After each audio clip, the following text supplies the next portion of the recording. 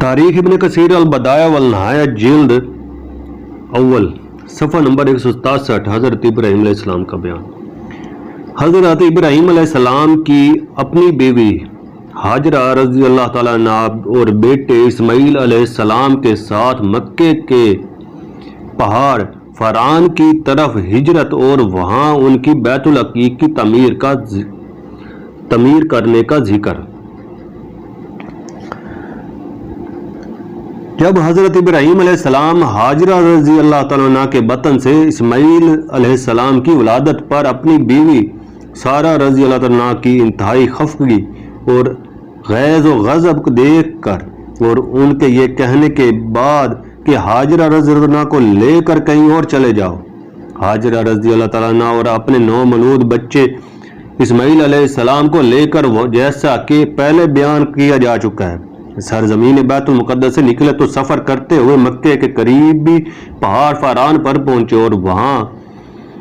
ان دونوں کو چھوڑ کر جانے لگے تو جیسا کہ پہلے بیان کیا جا چکا کہ حضرت ہاجرہ رضی اللہ تعالیٰ عنہ نے ان کا دامن پکڑ کر ان سے کہا کہ وہ ان دونوں کو اس ویران جگہ پر چھوڑ کر کہاں جا رہے ہیں، تو انہوں نے بتایا کہ یہ حکم ہے۔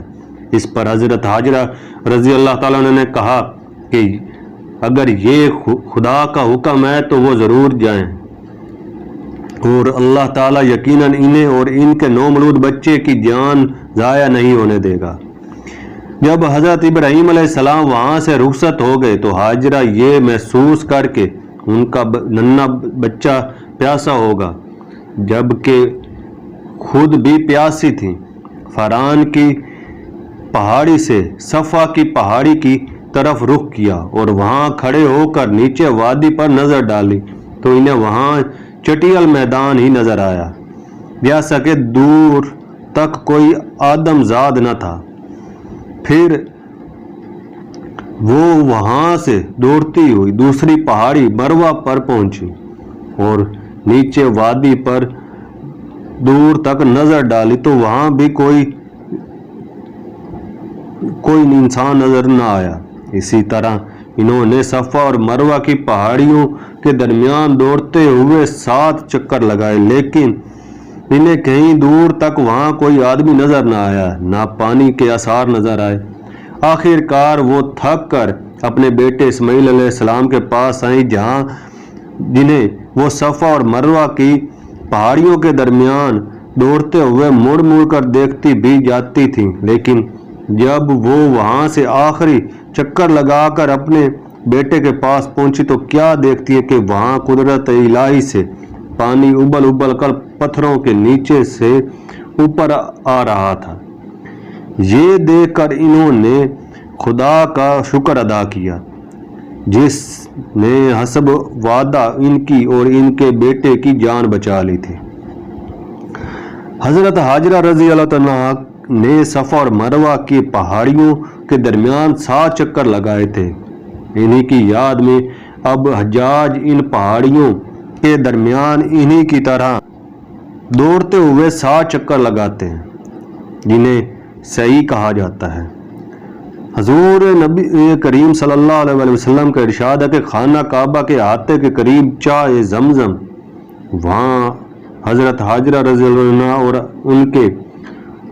صغیر سن جیسے حضرت اسماعیل علیہ السلام کے قدوم میت الزموم کی برکت کا نتیجہ ہے جس سے اہل مکہ کے علاوہ تمام دنیا کے مسلمان سیراب ہوتے ہیں اور تا قیامت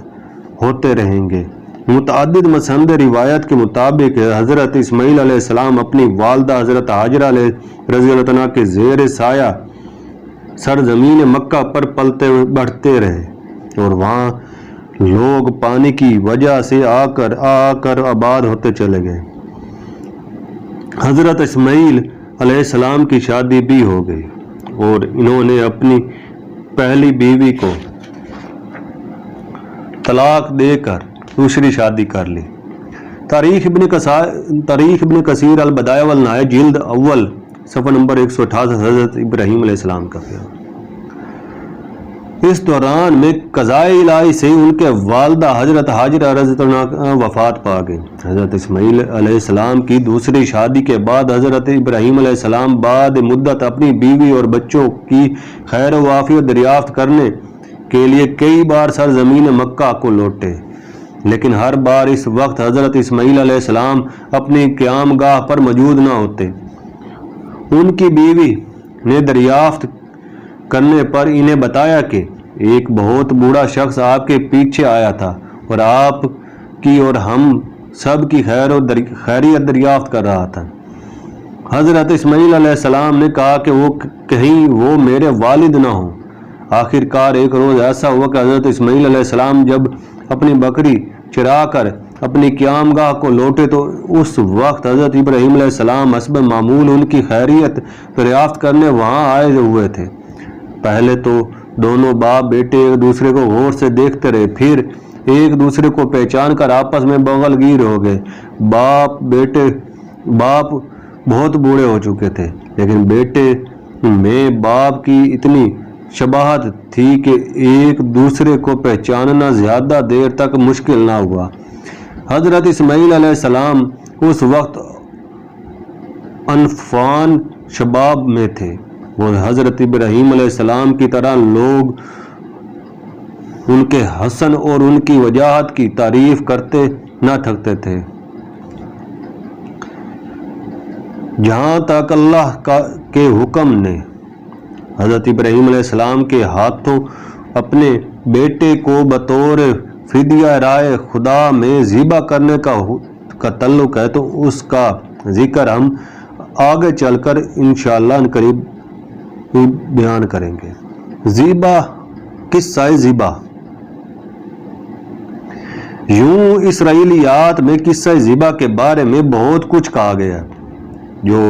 سراسر خلاف واقعہ ہے۔ تحقیق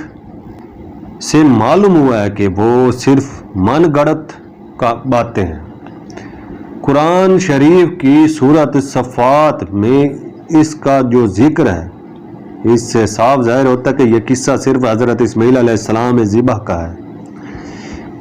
جنہیں حضرت ابراہیم علیہ السلام نے اللہ تعالیٰ کی طرف سے اشارہ پا کر فدیہ خدا بندی کے طور پر اپنے نزدیک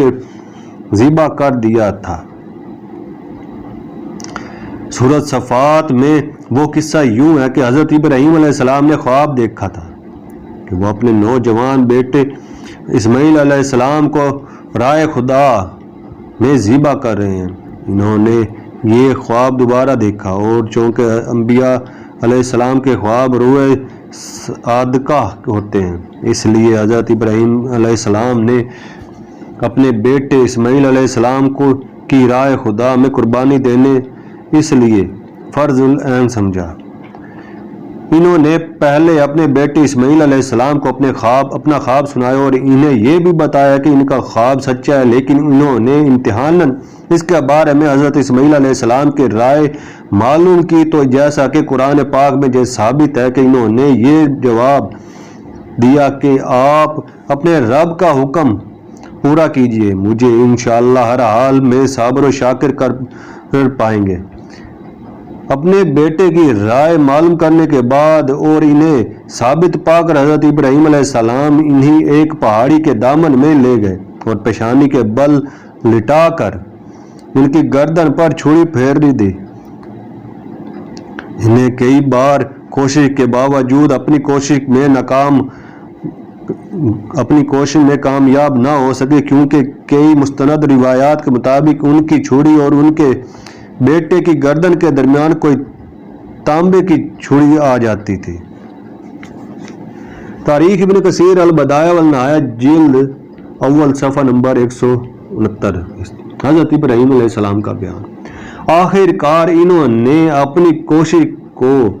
اپنے نزدیک کامیاب سمجھ کر جو دیکھا تو قریب ہی ایک مینڈا ذبح کیا ہوا پڑا تھا۔ حضرت اسماعیل علیہ السلام صحیح و سالم موجود تھے۔ اس کے بعد غیب سے آواز آئی، ابراہیم علیہ السلام تم اس امتحان میں جو ہمیں منظور تھا کامیاب ہوئے۔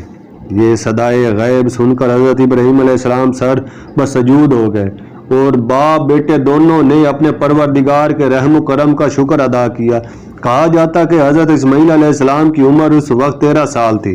جب کہ حضرت ابراہیم علیہ السلام کی عمر 90 سال سے کافی تجاوز کر چکی تھی۔ جہاں تک حضرت ابراہیم علیہ السلام اور حضرت اسماعیل علیہ السلام کے ہاتھوں بیت العقیق کی تعمیر کا تعلق ہے،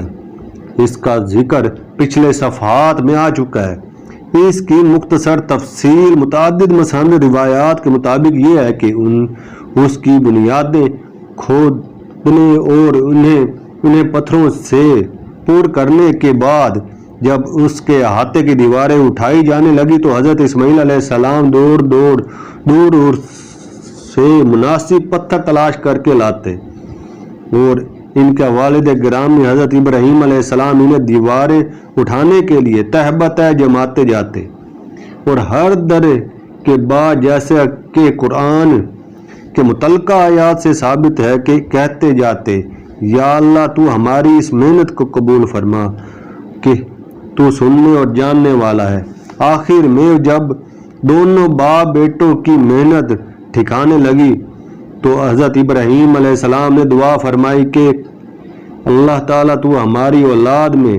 سرزمین عرب سے ایک ایسا نبی مبعوث فرما جو تیرے اس گھر میں تیری عبادت کی لوگوں کو تلقین کرتا رہے۔ اللہ تعالیٰ نے حضرت ابراہیم علیہ السلام کی یہ دعا جو ان کے دل سے نکلی تھی قبول فرمائی اور حضرت اسماعیل علیہ السلام کی اولاد میں سے سرزمین عرب میں اپنا آخری نبی فخر الانبیاء بنائے لولاک اور